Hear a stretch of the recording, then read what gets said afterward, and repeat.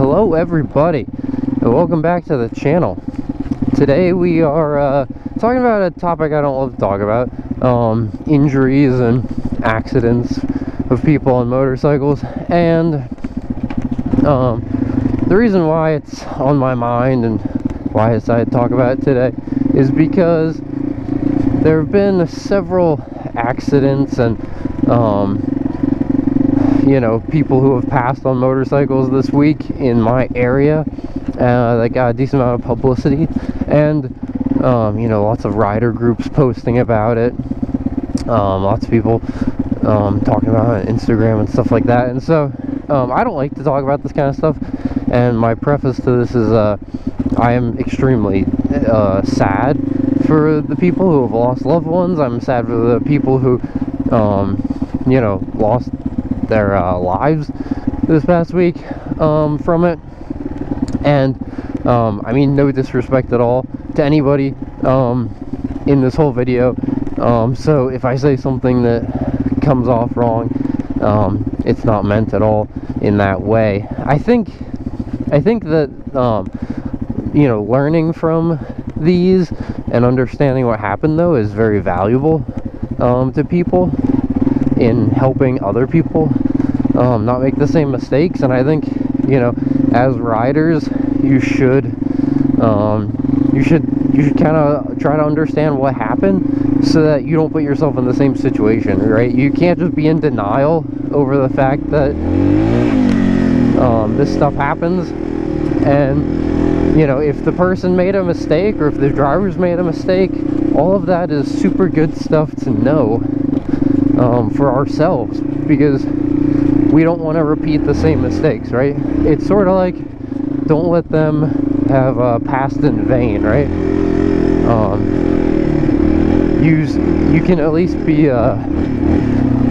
educational and help prevent other people from making those mistakes. So the first one was this girl, 21-year-old, black Honda CBR, either 600RR or 1000RR, I couldn't tell.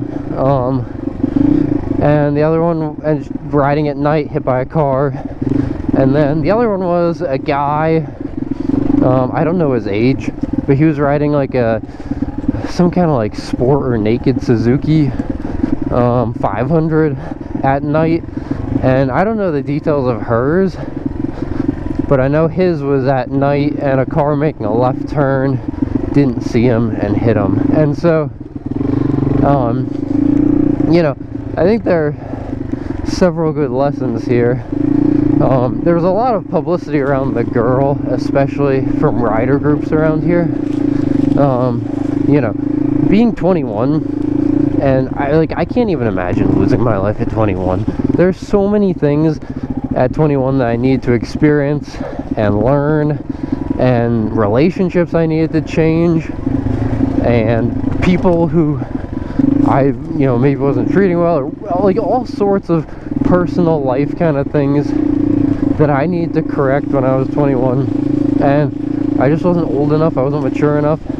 And so the thought of passing at 21 is just so sad to me.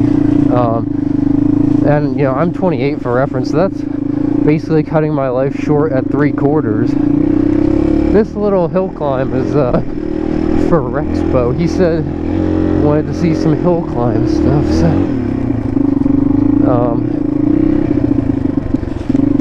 there you go. The CRF has a bulb back tire, so when I put a new tire on, I'll do it on that. But yeah, at that age, it's just so sad to me.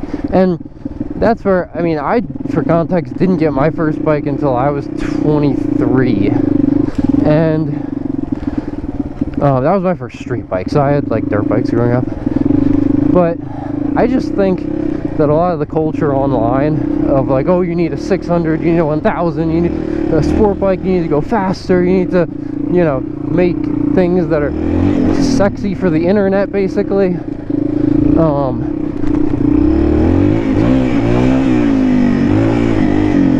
Is really sad, and I don't know her situation of if that's exactly what she was doing, but I do know that a 21-year-old And this is regardless, this isn't sexist, this is guy or girl on a racetrack machine, 600 or 1000 is a lot of bike. I don't even own a 600 because I understand that that bike has so much potential that I couldn't tame it and make good use of it. And you know, riding at night, all black bike, it sounds like she didn't have her registration paperwork sorted out, so there were financial burdens for the family. They were trying to figure out like who sold it to her, how to contact them, how to get them to like sign over new paperwork to them. And I just think that that's so sad, because it's like, man, you either cause like a financial problem for your family, and then, you know, it's like if there were registration issues with the bike, you weren't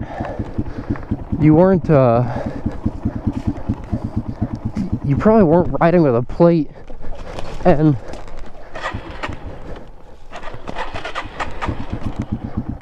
oh man, keeps cutting out.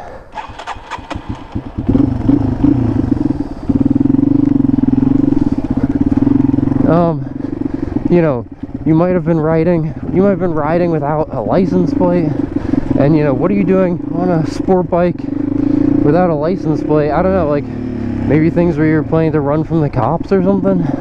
I don't know. You know, maybe she did have a plate, maybe she was running the guy who sold it to her's plate. I don't know, but I'm just saying, like, how awful to, you know, then have your family in that situation where they're trying to figure this out, and you know, having financial burdens. Like, there were GoFundMe's and like tons of pleading on the GoFundMe of please, please, please send money, like her family needs help and stuff. And I don't know, I really dislike that kind of guilt tripping about like, oh, you're a motorcyclist, so you need to pay for this. And I don't know, I think like if you can't pay to register the bike, you know, then that's not a good sign. And I don't know, I just think this is why I try to promote lower CC bikes, having fun on bikes when you're not going fast. And like, yeah, it's true, I ride my motorcycles sometimes like a complete hooligan and have probably broken lots of laws, but I don't post that stuff because I don't want that to be what the motorcycle community becomes known for, and what you know, essentially promote that to people who are underexperienced, you know, and trying to replicate it. And I think that's, you know, unfortunately sometimes the sad part of it is people see things online and think they can do it too. And the truth is, there might have been tons of work and practice, you know, potentially decades of experience that went into riding like this. We're gonna try to go up this. Oh yeah.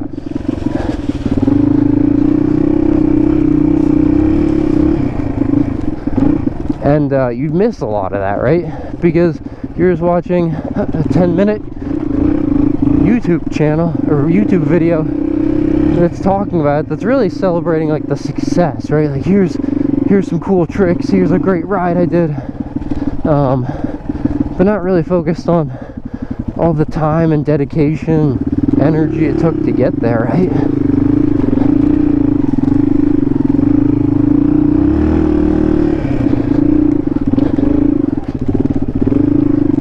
Oh man, this bike in first gear is so good for trails. It'll just climb over anything. It'll make me exhausted.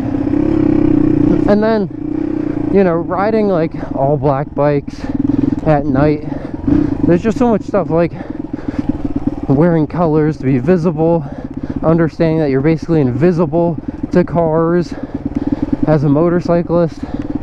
And I just think there's so much value to starting a small bike,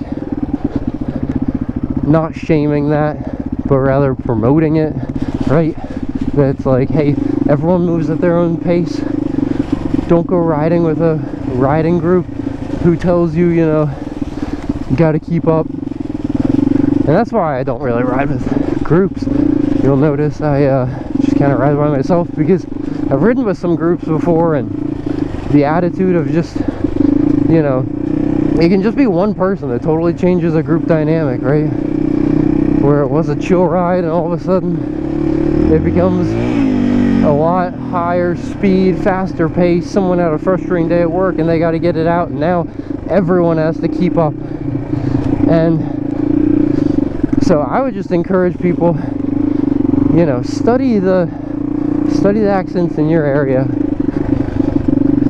to prevent yourself from becoming a victim of it, essentially, and hold each other accountable. You know, like someone who knew her, I don't know, tell her like, hey, you're a new rider on a black really fast bike, don't be riding at night, and cars can't see you, you know. And I just think, you know, as we go into this motorcycle season, because around here, not that many people are riding, kind of like October, November, December, January. But like February starts warming up a little bit, start seeing more motorcycles, and I think it just becomes really important that we help each other out, that we're focused on actually like being safe. You know, love people enough to say something to them about the way they're riding or whatever it might be, and don't miss out on that opportunity. So, what a nice day. It's gonna freeze again real soon here.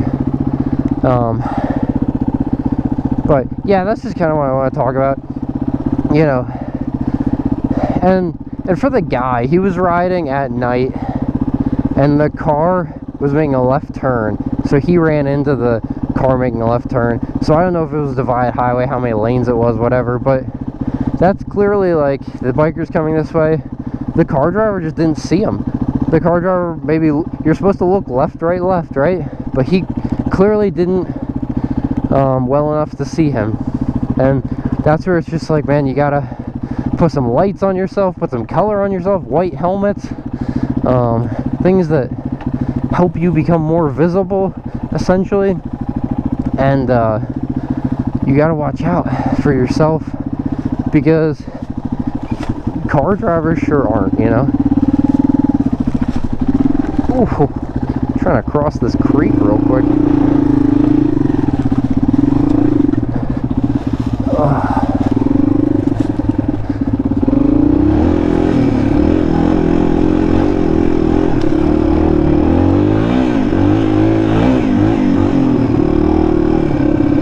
When it rains, it gets real tough to do that. Just slip around. It's so nice that it's dried out a little bit. But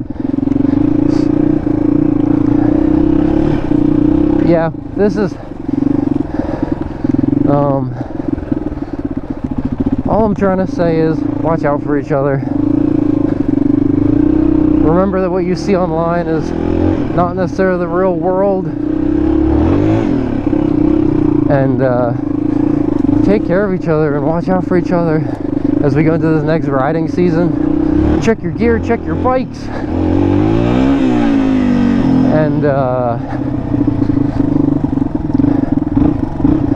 yeah, make sure you're in good shape to have a good riding season. I like to go out at the beginning, even though I ride year round, but especially like this time of year, I like to spend a lot of time in parking lots and practicing just low speed maneuvers, riding off road, you know, get familiar with all sorts of different surface tractions and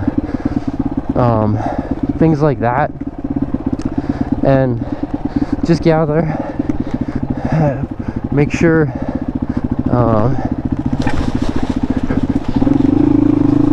that we have a good riding year. I hate to see and start off the riding season with two fatalities in 1 week, you know,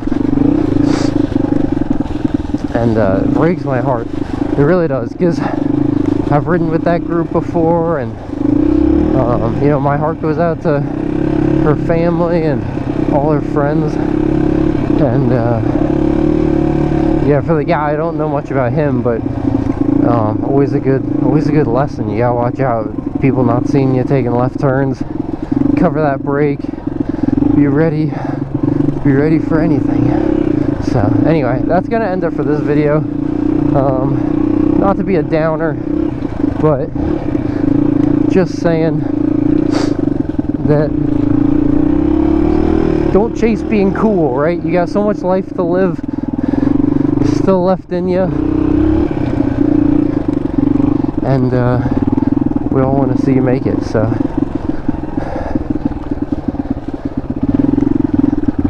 surround yourself with good riders who are there to help protect you. Alright, I'll catch you all in the next video. And as always, ride safe.